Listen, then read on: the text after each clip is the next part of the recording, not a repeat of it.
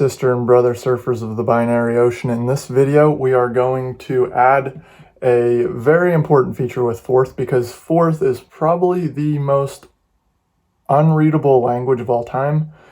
And so we add the ability to add comments so that it can be understood whenever you create some crazy complex word that links to other word that uses other words, and those words use other words. It's always nice to have a comment trail. So we're gonna add the ability to do comments. It's pretty simple, actually. We're just gonna add a comment flag. So at the very top here, we want variable comment flag. That's gonna be a Boolean. We'll set it to false initially.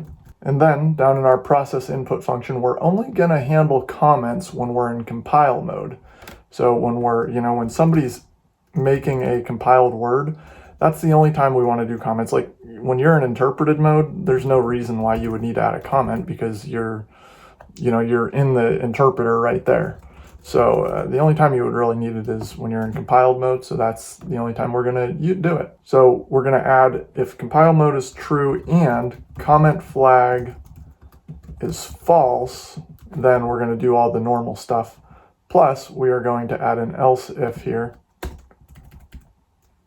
Else if input equals, and in Forth, at least according to our write your own Forth article there, we're supposed to use parentheses for comments. And I believe, yeah, that's the way Forth is. So so the left parenthesis will trigger our start comment function, and we'll get to that in a minute. That's pretty simple though. It's just, all it's going to do is set our compile flag or our comment flag to true. And okay, so we're watching for it there. And then we want an else on this if statement, this if compile flag equals true and comment equals false. Then we want an else, and that is, I think, right there. No, it's right here. We want an else if. Let me get rid of that extra line. Okay. So we want an else if compile flag equals true and comment flag equals true. So if we are in the middle, if the compiler's in the middle of a comment, we don't want it to do anything, except we want it to check if the input is right parentheses. And if it is, then we want to end comment mode, right? End a comment. Okay. And then we'll create our function. So we'll go all the way to the bottom of our file and just create, they're very, very simple functions. We really don't need to create functions for this, but just to keep things kind of compartmentalized. Comment flag equals true. So start comment's going to set it to true.